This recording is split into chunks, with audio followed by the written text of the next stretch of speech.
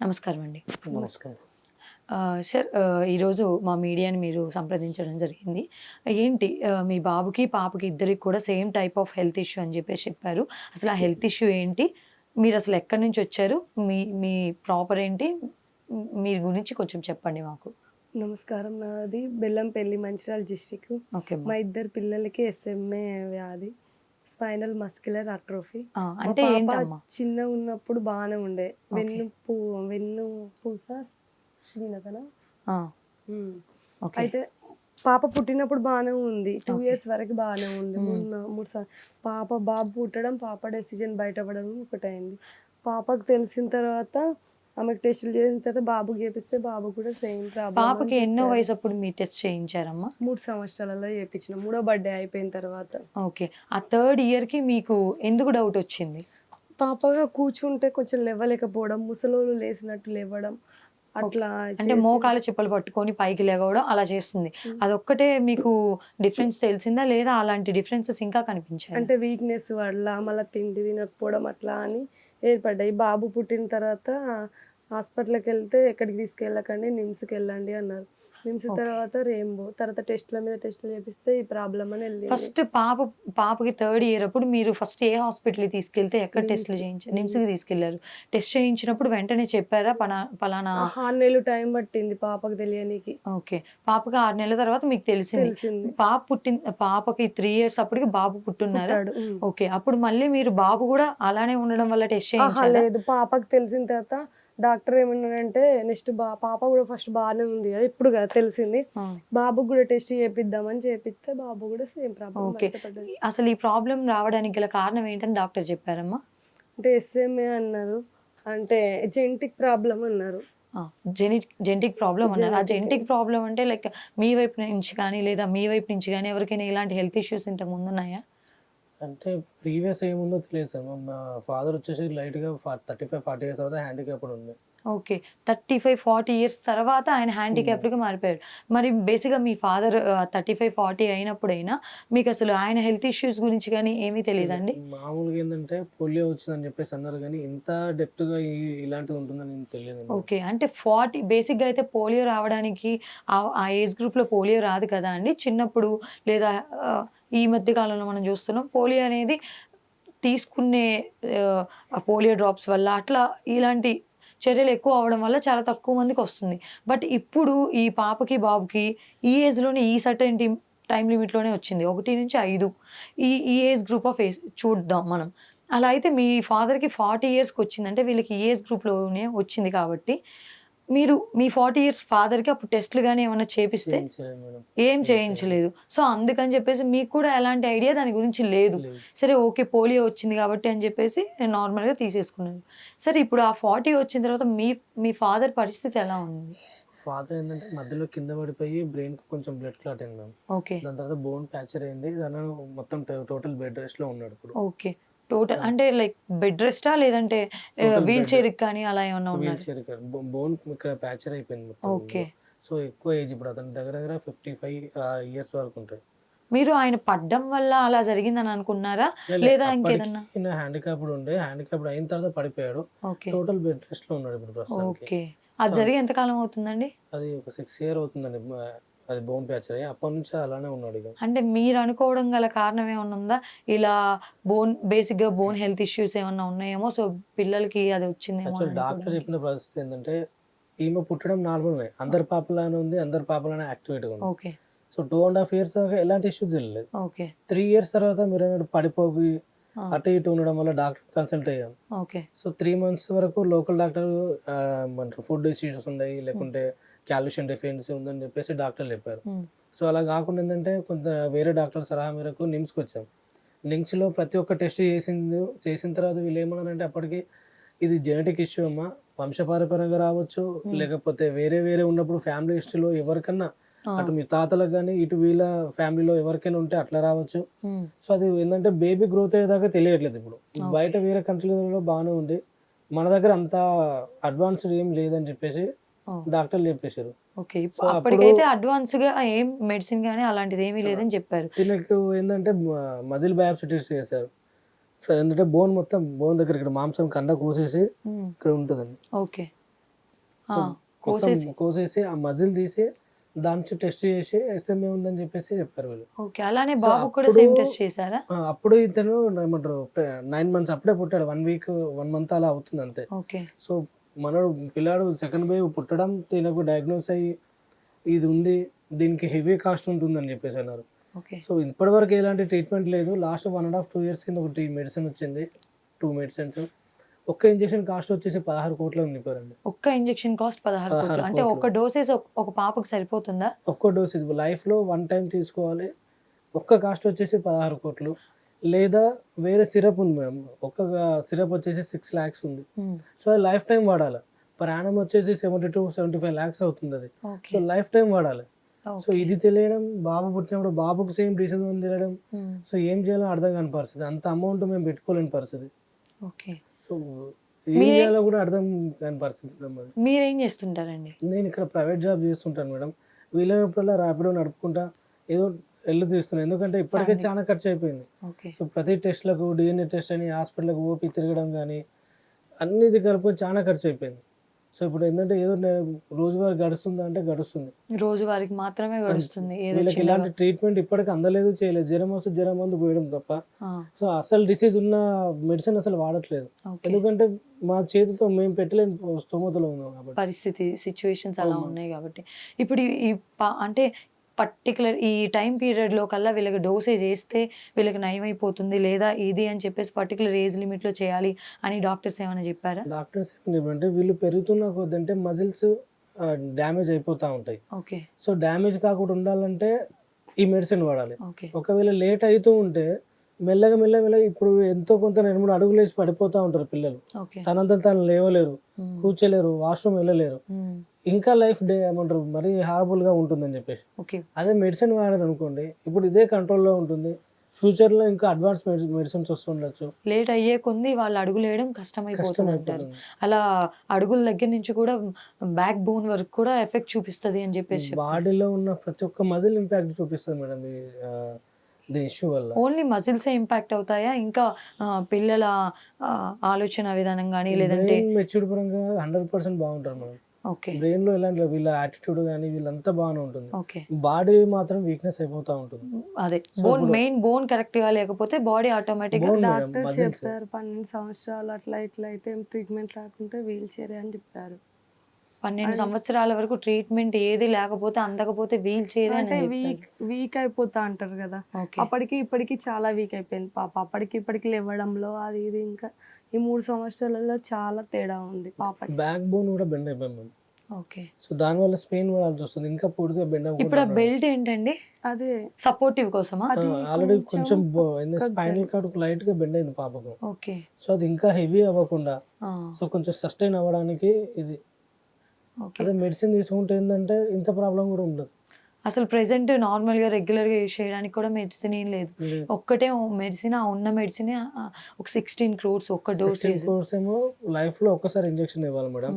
లేదు ఇంకో మెడిసిన్ వచ్చేసి ప్రతి నెల ఓరల్ డ్రగ్ అంటే సిరప్ లాగా పోయాలి.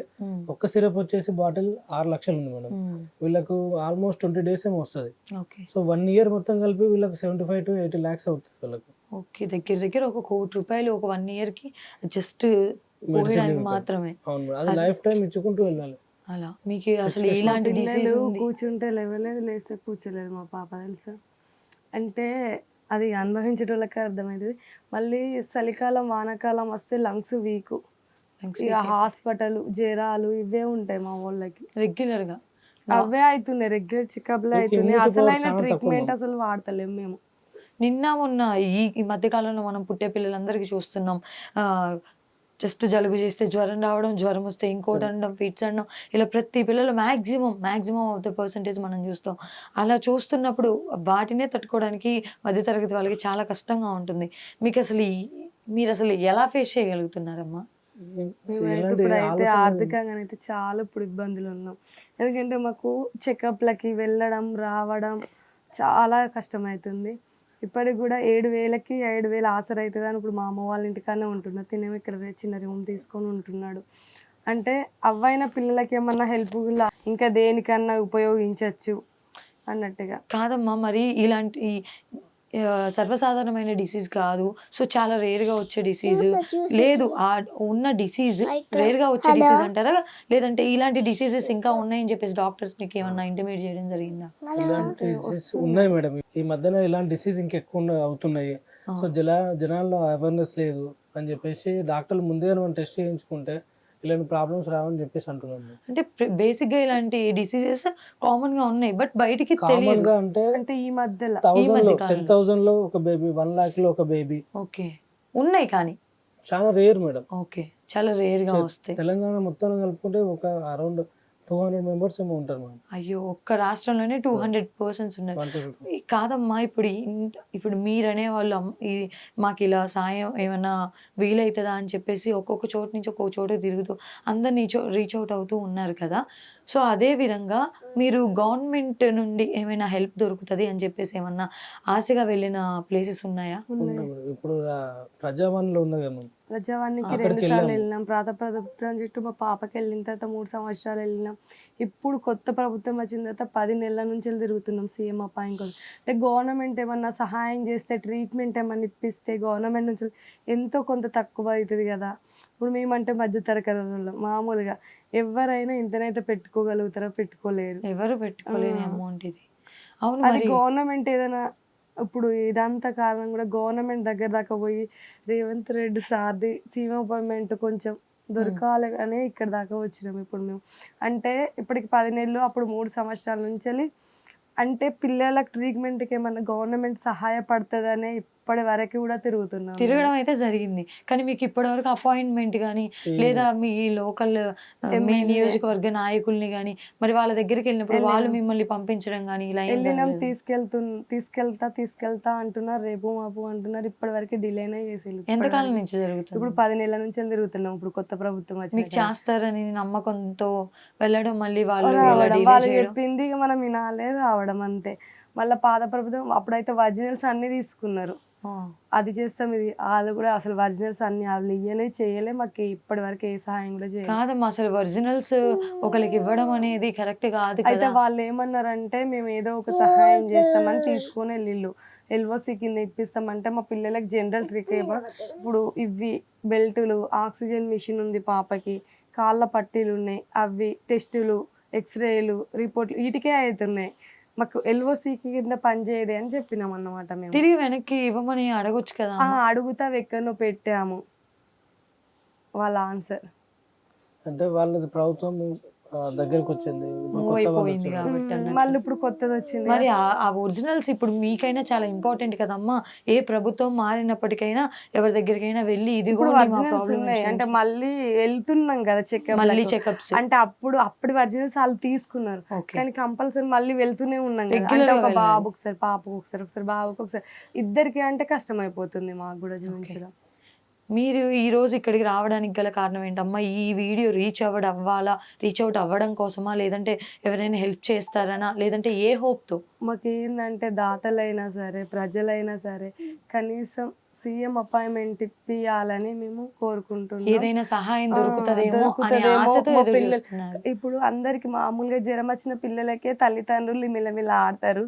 అలాంటిది మా ఇద్దరు పిల్లల పరిస్థితిని పట్టుకొని మేము ఇంత తిరుగుతున్నామంటే, మా పిల్లలు ఇట్లున్నా సరే పర్లేదు, కొంచెం ఈ వాళ్ళు బతికి ఉన్నా 2 అడుగులు వేసుకొని ఉన్నా నయం అని దానికోసమే ఇదంతా తిరగడం, తల్లిదండ్రిగా చేయడం. మీరు చేయాల్సింది మీరు చేయడానికి మీరు ట్రై చేస్తున్నారు. తప్పేం లేదమ్మా, చాలా కష్టపడుతున్నారు. ఇలా చిన్న చిన్న జ్వరాలకే విలవిల్లాడిపోతున్నారు తల్లిదండ్రులు. చెప్పుకోలేం, బయట చిన్నపిల్లల హాస్పిటల్కి వెళ్తే మిగతా హాస్పిటల్స్తో పోలిస్తే చాలా ఇబ్బంది పడుతున్నారు. వీళ్ళ ఒక పరిస్థితి జ్వరం చూస్తుంటే వస్తేనే తల్లిదండ్రులకు ఎంత బాధ. కానీ అలాంటిది మా భారాలు. పాప చూడు కూర్చుంటే మమ్మీ రాలే, వాళ్ళు ఆడుతున్నారు మమ్మీ ఎందుకు ఆడట్లేదు అని అడుగుతుందా? అని అడుగుతుంది. ఎంత బాధ అనిపిస్తుంది అది. ఇప్పుడు నేను లేని తనకి ఏది చేయడానికి రాదు. ఉండాల్సిందే, దగ్గరగా ఉండి చేసుకోవాల్సిందే. అదే ఇప్పుడు అంటే చిన్నపిల్లలు కాబట్టి చేయగలుగుతున్నారమ్మా. ముందు ముందు చాలా కష్టం అయిపోద్ది కదా. అదే ఇప్పుడు డాక్టర్స్ అట్లా వీల్ చైర్ 18, 10, 19 సంవత్సరాల వరకు పిల్లలు చనిపోవడం. మనం ఏడ్చిన మా పాప అడుగుతుంది ఎందుకు ఏడుస్తున్నావు అమ్మా, ఏమైందమ్మా, నాకు బలమైన ఫుడ్ పెట్టమ్మని, మంచిగా నడుస్తా అమ్మా, అందరు తీరు అది ఇది అనే వరకు మనకి ఎంత బాధ అనిపిస్తుంది. అలా అడుగుతాదమ్మా? అలా అడుగుతావమ్మా మమ్మీని? ఏమని అడుగుతావు మమ్మీని చిన్నగా? ఏం పేరు నీ పేరు? శివ స్మైలీ. తన పేరు, మీ తమ్ముడి పేరు?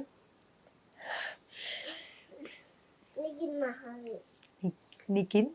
లిఖిత్ మహావీర్ నేమ్. ఓకే. ఏమని అడుగుతావు మమ్మీని? అసలు తనకి ఏమైందో కూడా తనకు తెలియదు.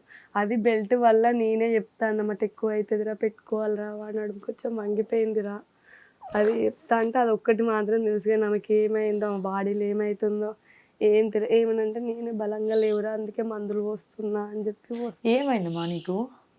ఏమైంది తల్లి చెప్పు, నీకేం తెలుసు? ఎందుకు మమ్మీ బెల్ట్ ఎందుకు పెట్టారు? నానమ్మ కొట్టిందని చెప్పేసి మమ్మీ బెల్ట్ పెట్టారు. నడుము వంగిందని చెప్పేసి బెల్ట్ పెట్టారా? అడిగావు మమ్మీని, మమ్మీ నాకు బెల్ట్ ఎందుకు పెడుతున్నావు అని? మరి అప్పుడు ఏం చేయాలి మమ్మీ నేను అని చెప్పి అడిగావు మమ్మీని? అడగలేదా? మమ్మీని అడుగుతున్నావా? మమ్మీ నేను ఆడుకోవాలి అని అడుగుతున్నావా? తమ్ముడు కూడా అలానే అడుగుతాడా? మీడియా దగ్గర నుంచి ఏంటంటే జనాలు కానీ ప్రభుత్వం కానీ మిగతా వాళ్ళు ఎవరైనా దాతలు ఉంటే ముందుకు వచ్చి సాయం చేస్తే మా పిల్లలు కొన్ని రోజులు హ్యాపీగా బతుకుతారు మేడం. సో ఎంత తొందర అయితే అంత తొందర మెడిసిన్ ఇస్తేనే వీళ్ళ లైఫ్ టైం కొంచెం బాగుంటుంది. లేట్ అయినా కొద్దీ వీళ్ళ బాడీలో ఉన్న మజిల్స్ డ్యామేజ్ అవుతూ ఉంటాయి.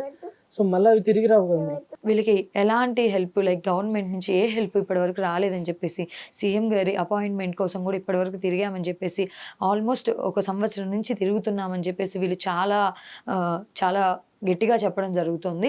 వీళ్ళకి ఎట్ ద సేమ్ టైం ఏవైతే మనకి హెల్త్ ఫెసిలిటీస్ ఏవైతే ఉంటాయో, హెల్త్ కార్డ్స్ కానీ, ఆధార్ కార్డ్ కానీ, ration card, minimum ration card ఉంటేనే మిగతా అనేవి జరుగుతాయని చెప్పేసి అంటున్నారంట. వీళ్ళు ట్రై చేయడం జరిగింది. వీళ్ళకి రేషన్ కార్డు అనేది కూడా ఇప్పటికి లేదని చెప్పేసి చెప్తున్నారు. వీళ్ళకి ఇంకా హెల్త్ కార్డు ఆ పైన ఏమైనా హెల్ప్ అవుతుందా, వస్తుందా అని చెప్పేసి హోప్ కూడా లేదని చెప్పేసి అంటున్నారు. వీళ్ళైతే వీళ్ళ వైపు నుంచి వీళ్ళు మనస్ఫూర్తిగా వీళ్ళు అడిగే ఒక్కటే ఒక హెల్ప్, మీకు వీలైతే ఈ వీడియోని షేర్ చేయండి.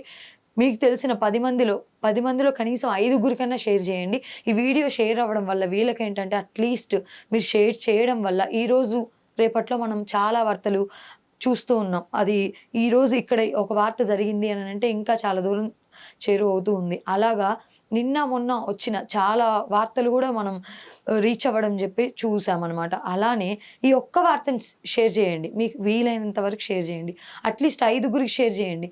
మీరు చేసే సాయం రూపాయి అనేది ఒకవైపు వాళ్ళకి సాయం చేయగలిగితే, మీరు చేసే షేర్ ఏదైతే ఉందో అది సీఎం రేవంత్ రెడ్డి సార్ గారి వరకు కూడా వెళ్తుంది అని చెప్పేసి వాళ్ళు కోరుకుంటున్నారు. వాళ్ళకి కావాల్సింది 1 రూపాయి. లేదు అలా చేయలేకపోతే ఆ రూపాయి ప్లేస్లో మీకు వీలైనంతగా వాళ్ళ ఈ వీడియో ఏదైతే ఉందో ఈ వీడియోని షేర్ చేయమని చెప్పేసి మనస్ఫూర్తిగా కోరుకుంటున్నారు. అట్లీస్ట్ సీఎం సార్ అపాయింట్మెంట్ వాళ్ళకి దొరికినా ఆయన వైపు నుంచి అట్లీస్ట్ ఎంతో కొంత వాళ్ళ పిల్లలకి హెల్ప్ జరుగుతుందని నమ్మకం మీద ఈ తెలంగాణ ప్రజలుగా వీళ్ళు ఇక్కడికి వచ్చి సార్ కోసం ఈ విధంగా అయినా అప్రోచ్ అవ్వాలని చెప్పేసి మమ్మల్ని రిక్వెస్ట్ చేయడం జరుగుతుందండి. ఇప్పుడు ఇక్కడ దాకా రావడానికి కారణం మాకు సీఎం అపాయింట్మెంట్ దొరుకుతుందని ఆశతోటే వచ్చాము. మాకైతే కంపల్సరీ సీఎం అపాయింట్మెంట్ ఇది చూసి ఇప్పిస్తారని మేము కోరుకుంటున్నాం. మాకైతే రేషన్ కార్డు లేదు, హెల్త్ కార్డు లేదు, సదరన్ క్యాంప్ సర్టిఫికేట్ ఉన్న పిల్లలకు పింఛన్ కూడా లేదు. అది విన్నారు కదండి. చివరికి సదరన్ సర్టిఫికేట్ ఉన్నప్పుడు కూడా పిల్లలకి పెన్షన్ కూడా లేదని అంటున్నారు. చిన్న కాలు లేదా కాలికి వేలు ఇలా పోయిన వాళ్ళకి, అంటే 5,000 ఉన్నప్పుడు 5,000లో ఒక వేలకి దెబ్బ తగిలి పెన్షన్స్ తీసుకుంటున్న వాళ్ళు కూడా చాలా మంది ఉన్నారు. అలా ఎవరు అంటే వాళ్ళని ఉద్దేశించి నేను మాట్లాడడం లేదు. పిల్లలు ఇంత చిన్న పిల్లలకి ఇంత పెద్ద డిసీజ్, వాళ్ళు అంత భారంతో కూడిన డిసీజ్ వచ్చింది. సో మీకు దయచేసినంత వరకు, మీకు వీలున్నంత వరకు ఈ పిల్లలకి సదరన్ క్యాంప్ అని చెప్పేసి ఆ సర్టిఫికేట్ మీద పెన్షన్స్ అయినా, లేదా వాళ్ళు లీడ్ అవ్వడానికి వాళ్ళకి ఇంకో విధంగా మీ వైపు నుంచి ఏదైతే సాయం చేయగలుగుతారో, 1 రూపాయి అయినా, 1 షేర్ అయినా మీరు చేసే సాయమే వాళ్ళ ప్రాణాలను నిలబెడుతుంది. అట్లీస్ట్ వాళ్ళు బతకడానికి సహాయం చేస్తుందని చెప్పేసి మనస్ఫూర్తిగా కోరుకుంటున్నానండి.